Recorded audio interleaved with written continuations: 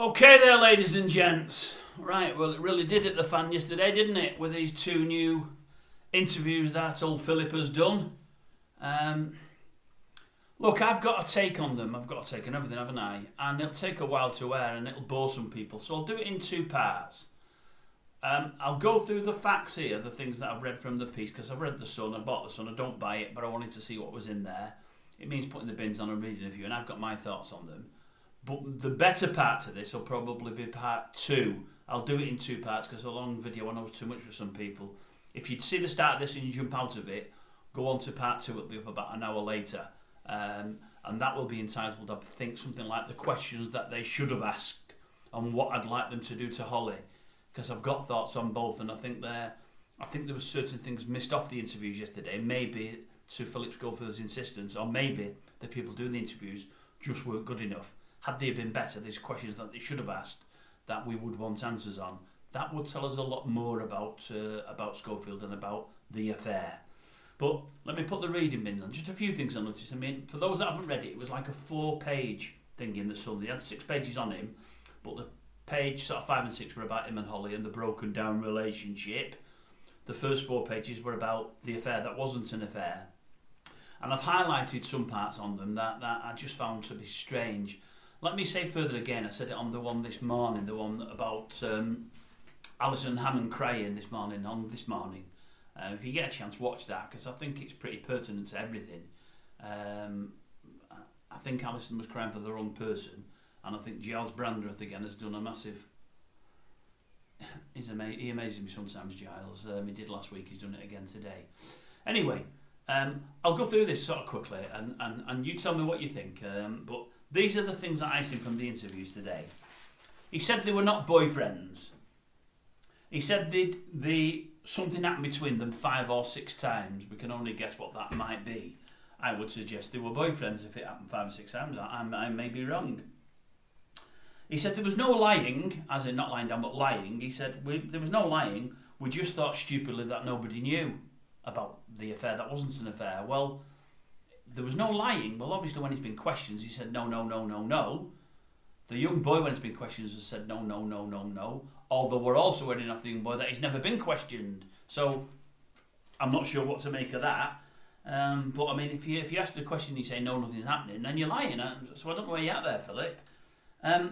He said they first communicated when they were 15. Well, he'd already mentioned that. I heard him say on one, I think it was the one with The Sun, that they were doing it on Twitter.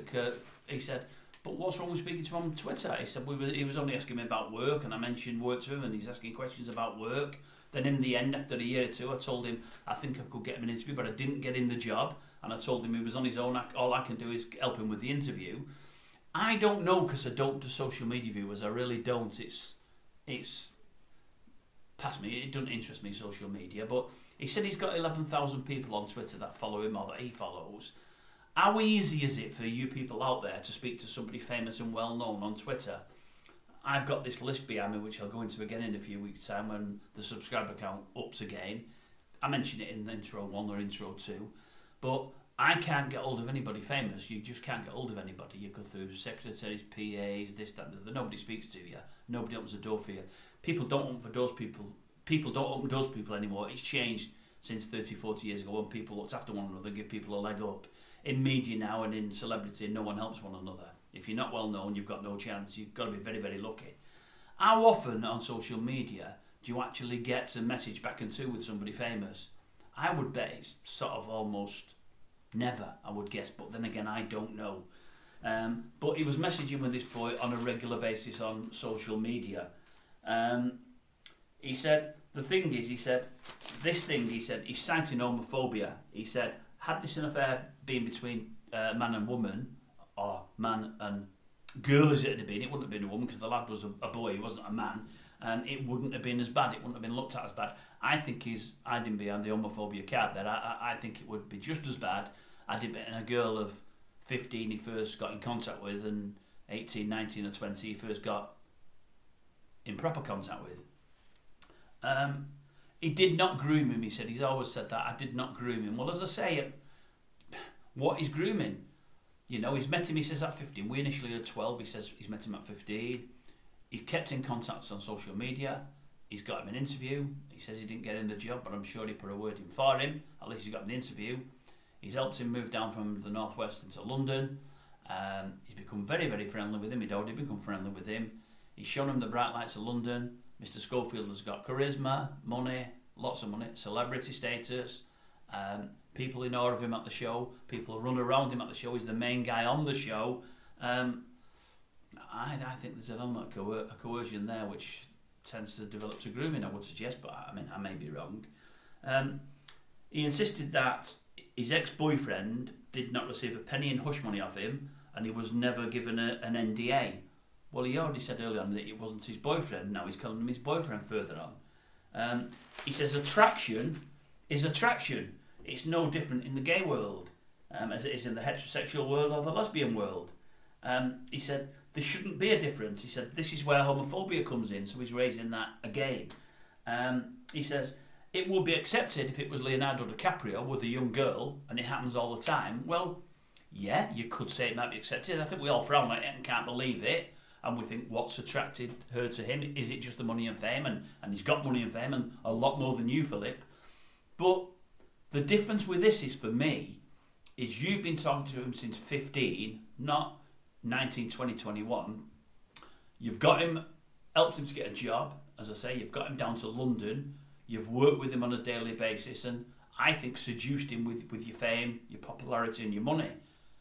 DiCaprio, maybe somebody meets him on a film set and what else, she's a young girl, a young star, and these things happen. He still isn't right, but I still don't think it's as bad as what you've done, but that's just my take on it.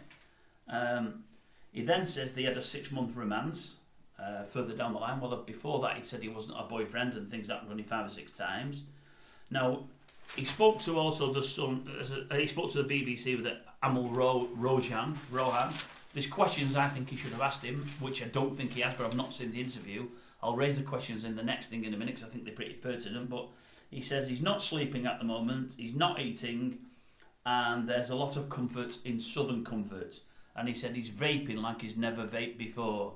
So at this moment in time, Southern Comfort and vaping cigarettes are his comfort blanket. And I don't think I've seen much more than he went on to the Holly Willoughby thing. With Holly Willoughby, he said, I had no feud with Holly. She is my TV sister, but quite rightly, when I'm in the middle of a shit show with bad press over something that I have done nothing wrong, in fact, I did everything right, it's a witch hunt, and that strips the friendship away. So he says he's in the middle of a shit show with lots of bad press over something where he's done nothing wrong. He's done nothing wrong. Ain't this whole thing about what he's done wrong? In fact, he did everything right. What did he do right? He kept the affair away from his wife and children. He kept the fact that he was gay away from his wife and children. He kept the affair away from his bosses at ITV, or maybe he did, maybe he didn't, but they say he did. He kept the affair away from everybody he knew. He kept the affair away from his TV sister, Holly Willoughby. Yet he's done nothing wrong and everything right. What planet is this man living on? Crazy. And then another couple of things, and they say about the queue jumping. He says the fallout from his and Holly's visit to the Queensland state strengthened their bond. He said, I have a good instinct and I knew it was a bad thing to do to jump the queue. And he says afterwards, I said to Holly, I told you it was a bad thing, we should have gone with my gut and not jumped the queue, and she agreed. If they knew they shouldn't have done it and it was a bad thing, why did they do it? Why again has he not mentioned the fact that we were told that they were filming a show, it was for a documentary which nobody's heard of, and what's happened to it? None of that mentioned. And then I see old Jane McDonald's got the gig, hasn't she, with the Soap Awards? Well, she's been given the gig because they can't give it to a comedian, because a comedian would rip him to bits. That's going to be some show, that one. But my thoughts are all over the place because I've read all of that, but there's lots of things there that I've highlighted that I just don't get. But the big thing that comes from it is he says he's suicidal, and he says without his daughters he probably wouldn't be here. Again, I'll reiterate what I did in the Alison Hammond one this morning. If he's suicidal, I don't think you go out and do 2 interviews. I thought it was in his home, I see it was in a hotel. He says he can't go out to the house, he won't walk the streets, he just don't want to be seen. Now, alright, he's got a chauffeur-driven limousine, I would guess, but he's gone out of his property, got in a limousine and gone back, gone to a hotel, which isn't his safe space, and done not one, but 2 interviews. One with the Sun, one with the BBC.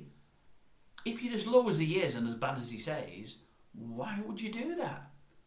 Give it 3, 4, 5, 6 months and let it all blow over to an extent, Philip, and then try to come back out into the media, into the... I don't know. I've got some sympathy for him, but I've not got loads. And I think we're still being spun. I think there's a lot of spin at work here. And I think some of it is being done for the benefit of ITV. For all he's left them now, I think these people high up at ITV, maybe like Frizzell and some others that owe him favours, that turn blind eyes and let them get away with things. And the fact now that he's trying to smooth the path for Holly Willoughby to come back in on Monday, because that's what I think he's doing. She knew nothing. Look, she knew something. There's no doubt about that. The more things go on now, that she knew something. There's no doubt about that. So he's trying to smooth the path for her. He's trying now to take all the blame away from ITV. They're also doing this independent review that could take however long. They're hoping to buy themselves some breathing space.